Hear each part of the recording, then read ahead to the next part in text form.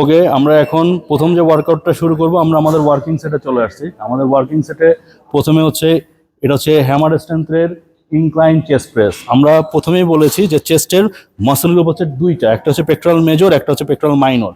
Major বলতেই বোঝা যায় যে বড়, যেহেতু চেস্টের আপার উপর দিকে যেটাকে আমরা আপার চেস্ট বলি, যেটা যেহেতু বড় রেসপেক্টরাল মেজর, তো আমরা সবসময় শুরু করব বড় মাসল থেকে। আমরা বড় মাসল থেকে ছোট মাসলকে ট্রেনিংয়ে যাব।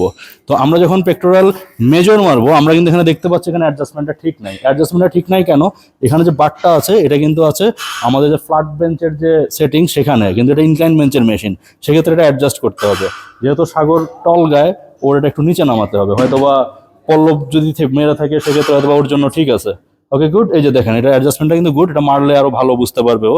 ওকে গুড, ইয়ে করো আরো ক্লোজ, ডিপারে ক্লোজ করো এখানে। হ্যাঁ গুড, মারো, নাইস, এক্সেলেন্ট।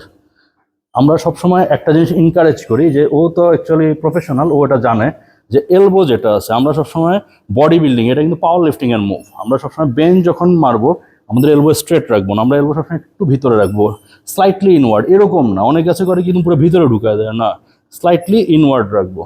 এই যেখানে আমরা দেখতে পাচ্ছি সাগর মারতেছে, আমরা এখানে দেখেই বোঝা যাচ্ছে, এখানে বলার কিছু নাই অ্যাকচুয়ালি যে মাসল কীরকম ইংগেজ হচ্ছে।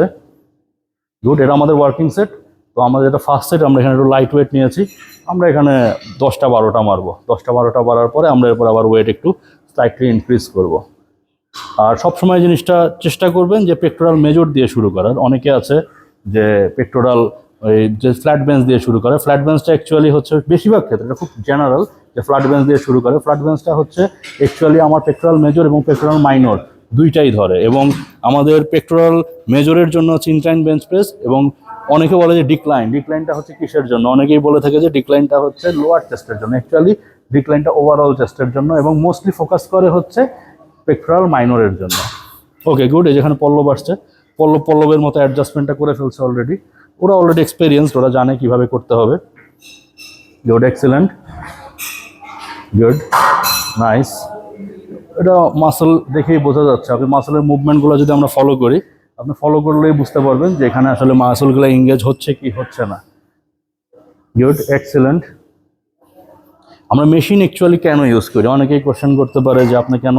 আমার জন্য অ্যাকচুয়ালি আলহামদুলিল্লাহ চেস্টের মেশিনের অভাব নেই। আমি একটা ট্যুর করাই, ওরা মারতে থাকুক, এরপরে 15 অ্যাড করবো। ওকে, আমি দেখাই। আমাদের এখানে চেস্টের শুরুতেই ঢুকেই আপনি পাবেন একটা ইনক্লাইন চেস্ট প্রেস মেশিন, তারপরে পাবেন একটা ডিক্লাইন বেঞ্চ প্রেস মেশিন, দুইটাই হ্যামার স্ট্রেংথের। এরপরে যদি আমরা আসি হচ্ছে পেক ডেক, আমাদের এখানে প্লেট লোডেড পেক ডেক ফ্লাই আছে রিয়েল লিডারের। এরপরে এখানে ব্রাইটওয়ের একটা পেক ডেক আছে, এখানে আপনি রিভার্স পেক ডেকও মারতে পারবেন, দ্যাট ইজ রেয়ার ডেল্টের জন্য। এখানে অলরেডি আমার 4টা চেস্টের মেশিন আছে, এছাড়াও আছে। এগুলো তো ছিল হচ্ছে ভার্টিক্যাল, এই পাশে হচ্ছে আমার হরাইজেন্টাল, এটা হচ্ছে horizontal chest press, that is আমরা ফ্ল্যাট বেঞ্চ যেটা বলি, এটা হচ্ছে ফ্ল্যাট বেঞ্চের মেশিন। এছাড়াও এখানে আছে ইনক্লাইন বেঞ্চ প্রেস, এখানে আছে ফ্ল্যাট বেঞ্চ প্রেস। এছাড়া আমার এখানে জিমে আমাদের এখানে ক্যাবল ক্রসওভার আছে 2টা, এখানে একটা ক্যাবল ক্রসওভার আছে, এখানে একটা ক্যাবল ক্রসওভার আছে। আর সব সময়কার ক্লাসিক স্মিথ মেশিন অবশ্যই আছে, ওই যে ওই কর্নারে আমরা দেখতে পাচ্ছি যে স্মিথ মেশিনটা আছে।